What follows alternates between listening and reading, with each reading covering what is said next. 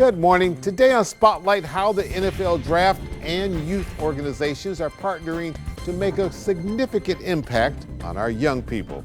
And meet the University of Michigan's newest national champions that have absolutely nothing to do with college football.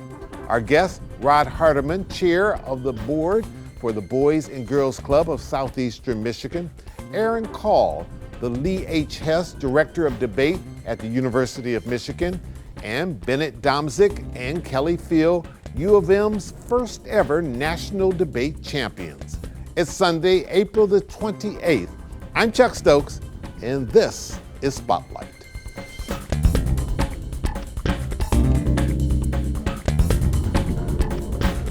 We just came off of a huge week for Detroit. 3 days of the NFL draft. The eyes of the world were upon us. Millions of people watching and thousands of people here. And at the core of it, it's about athletics. And it's about young people chasing a dream. Yes. And only a handful will actually make it in that draft, as we just saw. But what you do 365 days a year is about reaching out to young people. Talk about what this event meant this week for what you try to do every day when the cameras aren't around. Right. So at Boys and Girls Club of Southeastern Michigan, we are focused on making sure our youth are startup, homeowner, and career ready. We try to give them the tools they need to fulfill their dreams and kind of do pathways that they may not have envisioned before. And we use the sports as a way to bring folks in, right? We have so many innovative programs in our industry clubs. And so the 3C Sports program is about our way to bring youth in, but it's not just about the athletics and the competition. It's about creating culture and community, right, that supports the competition, that creates an environment that allows the youth to thrive and reach their maximum potential. And so we wrap them around in a safe environment, because safety is first. Yeah, absolutely. We protect them physically and mentally, right, and prepare them with the life skills they need to be successful. Talk a little bit about the experience that these young people had this past few days. So, first of all, the draft being in Detroit is exciting, right? Oh, yes, and, absolutely. And it provided us a wonderful opportunity to launch our 3C Sports Conference, right, off the back of the NFL draft. So this week we had a chance to bring together 1,000 individuals, youth, parents, coaches, athletes, NFL Hall of Fame players, to bring together, to impart knowledge to our community, to make sure these kids, these parents, and these coaches in our league have the chance to provide the best opportunity for them. So that they got information on what's an NIL deal, right? That's important.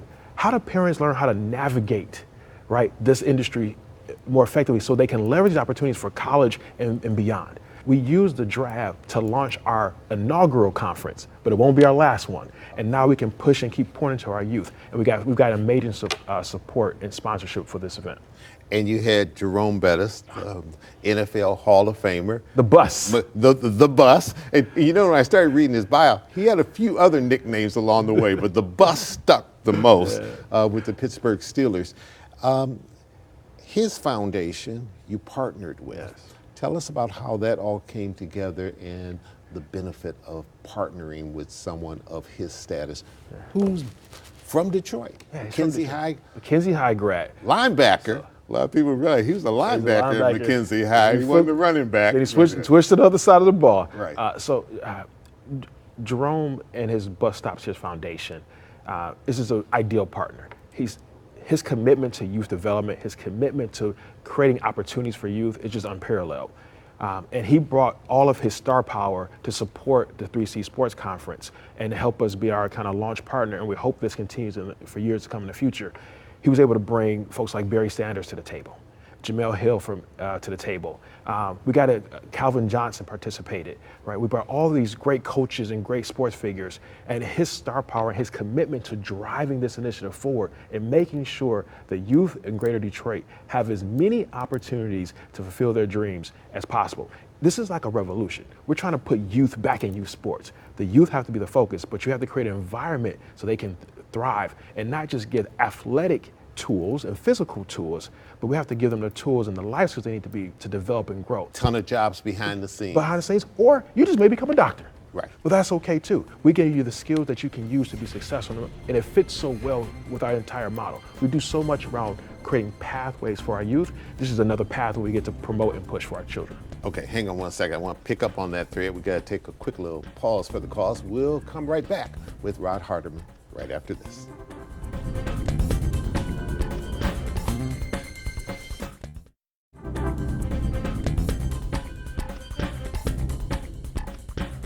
And welcome back to Spotlight. Rod, let me pick up on that thread. Jerome's not here, but we can still talk about him and about his life, which was a storybook example for these young people. He started off, a little bit in the streets there, but then went on, made something of his athletic skills. There was even a part in his career when he was with the Rams, before he went to the Pittsburgh Steelers, where people were saying, you're done. Yep. He's going downhill. And then he went to the Pittsburgh Steelers and became the NFL comeback player of the year, eventually won the Super Bowl in his hometown. In his hometown. And then stepped off the stage and said, I'm done, Drop the mic moment. Absolutely. But I think probably the most impressive part of his career was the fact that through all of that, he could have left there, never have finished up the academic side, but went back to Notre Dame and said, I want to get that degree as an example to his own kids and to young people that you've got to be prepared beyond the gridiron. I agree. And that's part of the message you're trying to get to these young people. You don't know what you're going to become, but that education is the foundation. Yes, so we don't put limits on our youth. We don't cap their potential, their opportunities. But we can give you all the tools and all the skills we can so that you have an unlimited set of desires and things to achieve. And so we use the 3C Sports Conference, and the whole program gives us that opportunity to do that. We find ways to coach, grow, mentor, but it's also a way for us to sponsor, right? We find our good partners to come in the door and bring and put insight and knowledge and information, because as you said, right, there's a life after the gridiron, right? There's life after the hard court. Then what's next, right? And we want to make sure that no matter whether you're doing youth athletics or professional athletics, we give you the tools to be successful as you pivot, because it's always a pivot. And the one thing I love about Jerome's story is it's a story of resiliency. Yes. Right? Yeah. Everything he didn't let journalists and other people define exactly what he was going to be or what his limits were. He kept surprising folks. That strong work ethic. That work ethic, that commitment to always bettering himself, to getting his education, but also he never gave up his commitment to his hometown, Detroit. And this is a prime example. His Detroit is in his heart, and his ability to commit to support the youth here throughout with his foundation for years, and now through the 3C Sports Conference, is just unparalleled.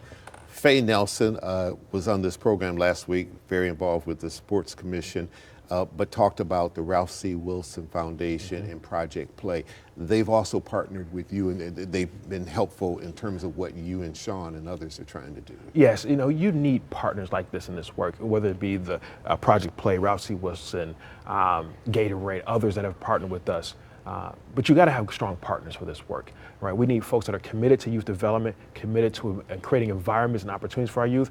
And so when we find them, we don't let them go. All this attention, whether it's the Downtown Detroit Partnership or it's Visit Detroit, it's all these organizations, it's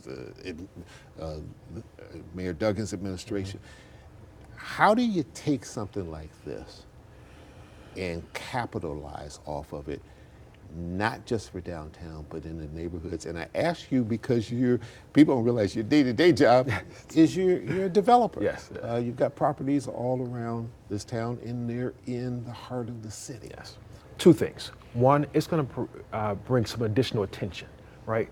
Everyone loves a good story, right? And part of building up investor confidence is the good story. They want to see the momentum and the continued spotlight of Detroit.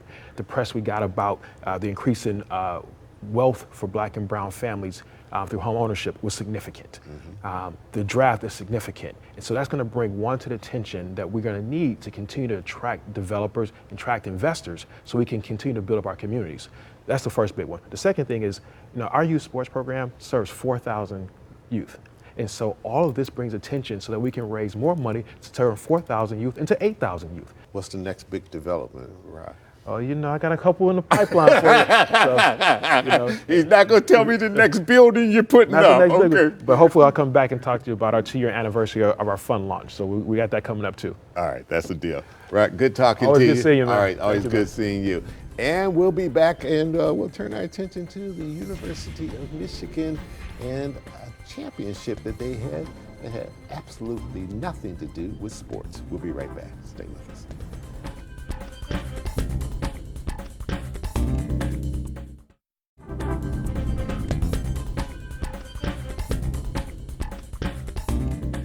And welcome back to Spotlight. Joining me now is someone who you've probably seen before if you've watched Spotlight on a regular basis, Aaron Call. He is Director of Debate at the University of Michigan. And next to him is Bennett Domzik. He is a national champion of debate. And we'll talk a little bit more about that in a second.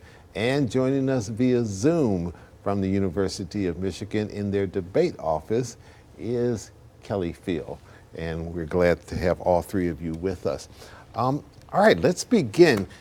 Everybody's been talking all year long about the University of Michigan national champion football team, but you're now national championship also of debate.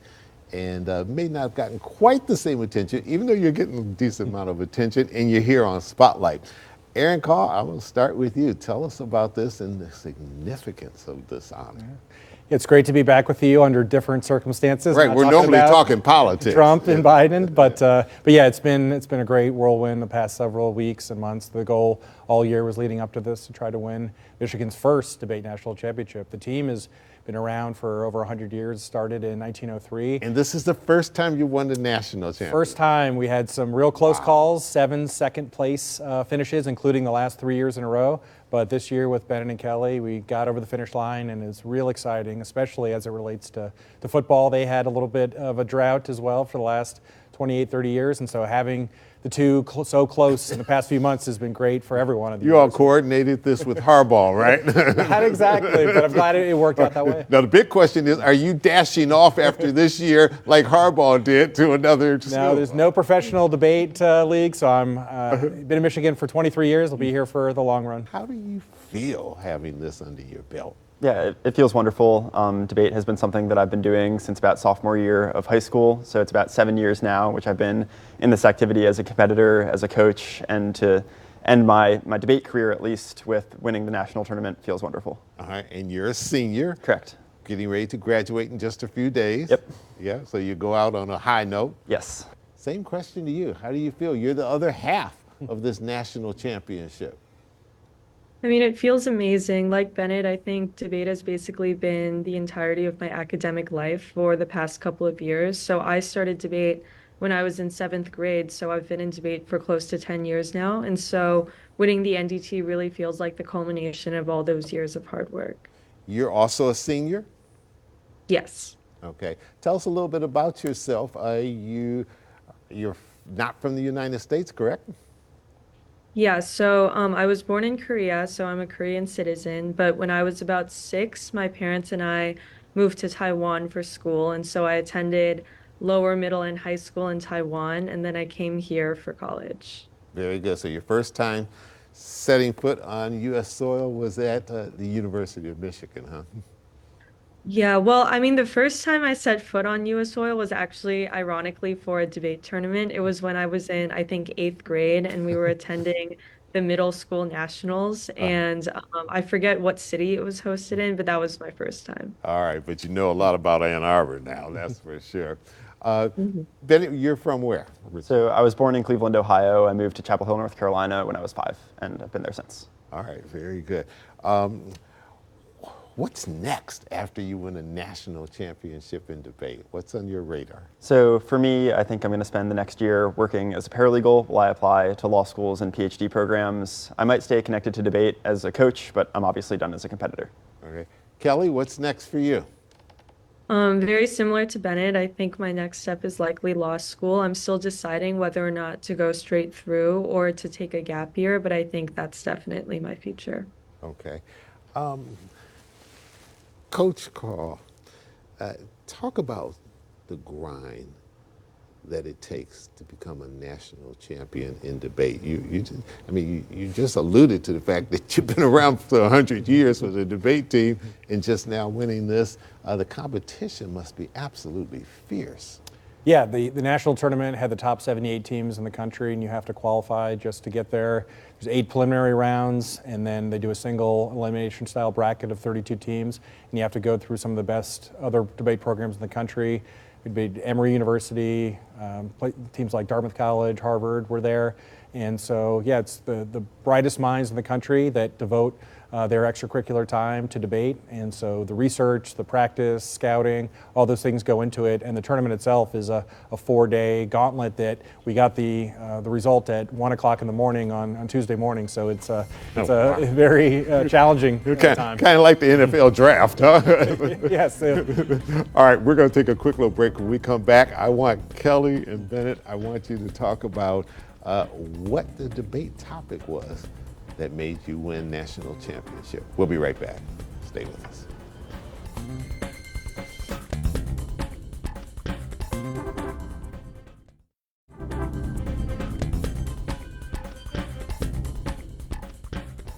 And welcome back to Spotlight. All right, so Kelly, I'm gonna start with you. What was the debate topic? But I want both of you to talk about it, and was it easy for you all to agree on the topic? So the topic this year was about U.S. nuclear policy. So the resolution asked whether or not the United States should restrict its nuclear forces. And for every tournament, we kind of had to argue on both the affirmative and the negative. I don't know about how much we agreed on the topic. It's more like we were expected to prepare for both sides of the issue, regardless of our personal beliefs. Okay. Bennett, was it easier for you to argue on the affirmative? Or on the other side of the fence? So Kelly and I divided the burden of research across the affirmative and negative side. So I did basically a lot of the AF research and she did a lot of the negative research. So everything that I did was focusing on ways in which we could restrict our nuclear forces. So I thought that was the easier side for me to defend, given that that's where my research specialty was. Okay. Kelly, do you get academic credit for all this debate preparation and travel?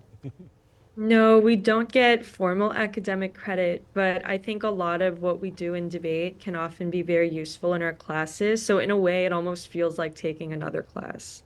Bennett, describe for me a typical week. So if some young person's out there thinking, I want to go to the University of Michigan and I want to be on that debate team, what can they expect in terms of the preparation? So if you're preparing to win the national championship, what Kelly and I were doing was, in addition to about 15 or 16 hours of class per week, so credit hours, we were doing about 6 to 10 hours of debate preparation per day in the lead up to the national tournament. Aaron Carr, what does it take to be a championship debater? Well, time management and efficiency is certainly one thing, to be able to balance academics and the travel and time that's associated with debate, being calm and cool under pressure. The debates, especially those last ones, determining the national champion, take hours, and the judges have to make very tough decisions, and so always keeping your poise, being prepared, knowing what you think your opponents are going to say, watching video and kind of having scouting of them. So just like any other activities, sports, a lot of preparation and personality really goes into being a national champion. Obviously, you have to have talented students, but there's a coaching aspect to it. What does the coach bring to this?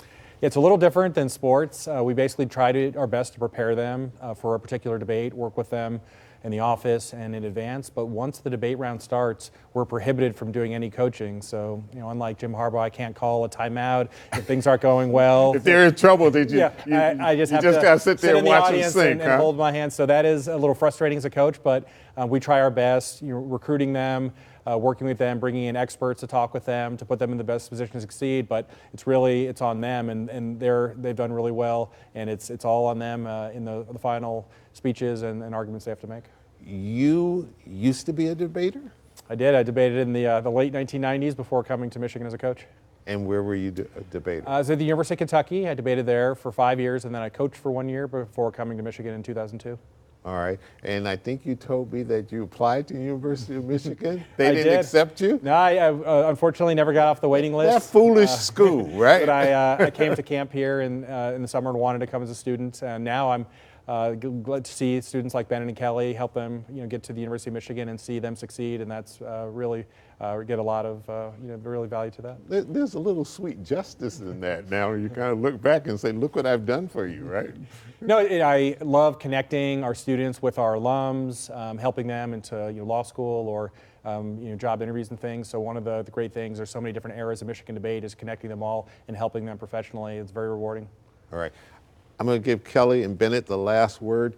Kelly, I'll start with you. What will you remember most about this experience? I think the most memorable moment for me by far was the moment when they announced the results, and it kind of felt like a combination of relief and joy, because it felt like finally the tournament was over, but it was also a little bittersweet because I knew that that was the end of my debate career.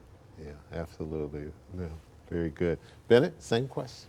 So, I think the entirety of Monday, so the last day of the tournament, waking up at about 6:30 a.m., the tournament ends at 1 a.m., as Aaron said. I think just that whole day I'll have it to remember by, but specifically the announcement of the final result when they said it was unanimous for Michigan, just the relief that kind of came over me, realizing that I'm done with debate, but I'm also going out on top. It felt wonderful. Right. You all don't get a parade, but you do get some recognition coming up this week?